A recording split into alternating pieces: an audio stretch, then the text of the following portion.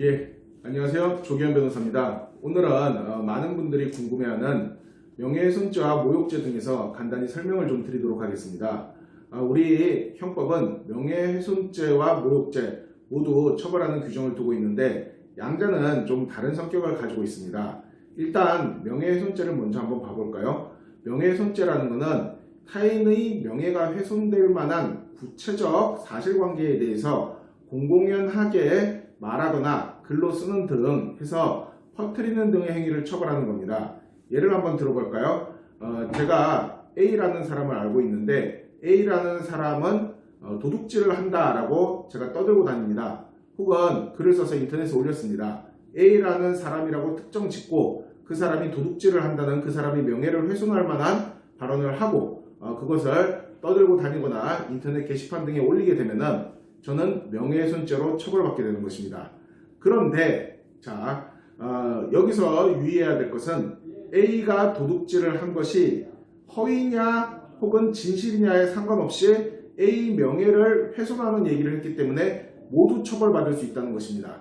즉 명예훼손죄는 사실을 적시해도 처벌받고 이건 사실적시 명예훼손죄입니다.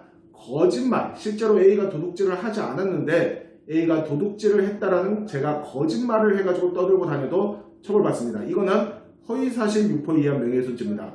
물론 사실적시 명예훼손죄보다 허위사실 유포로 인한 명예훼손죄가 더 강하게 처벌받겠죠. 그렇기 때문에 타인의 명예를 훼손할 만한 얘기라면은 사실이든 거짓이든 떠들고 다녀서는 안 되는 거예요. 다만 이런 부분이 있을 수 있습니다. 신문이나 혹은 방송 등에서 악질적인 범죄자들에 대해서 언론 보도를 한다고 해서 신문사나 방송사의 관계자들이 처벌받지는 않잖아요. 그건 왜 그럴까요? 사실적시 명예훼손 행위는 다만 타인을 비방하기 위한 목적이 아니라 공익을 위해서 사실을 적시해서 타인의 명예를 훼손하는 언행 등을 한 경우에는 위법성이 조각된다. 즉 위법하지 않은 것으로 봐준다라는 법률 규정이 있기 때문입니다. 예를 한번 들어볼까요? 제가 기자예요. 그런데 국회의원 갑이 뇌물을 받은 사실을 명백히 알았습니다. 그래서 제가 신문 기사로 국회의원 갑이 뇌물을 받았다는 것을 널리 퍼뜨려요. 그럼 제가 처벌받을까요? 아닙니다.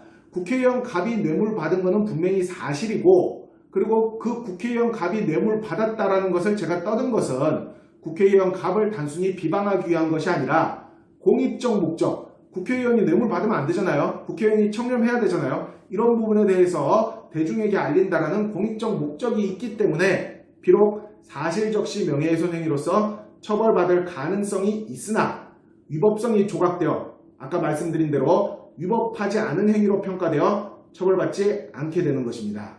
이해하셨습니까? 그런데 모욕죄라는 것은 명예훼손죄와는 조금 달라요. 제가 지금 명예훼손죄를 얘기하면서 뭐 절도행위라든지 혹은 뇌물받은 행위라든지 이런 구체적인 사실관계가 있는 행위를 말씀드렸잖아요. 하지만 모욕죄는 한마디로 남들이 있는 데서 타인한테 쌍소리, 욕을 하면은 처벌받는 거예요. 그러니까 예를 들어서 제가 지하철에서 누군가 시비가 붙어가지고 그 시비 붙은 사람한테 이게 방송이지만 제가 법률적인 설명을 드리기 위해서 한마디 할게요. 시비 붙은 사람한테 야 이 개새끼야 너는 정말 쓰레기 같은 짱놈이다 이런 식으로 지하철에서 떠들었다 칩시다.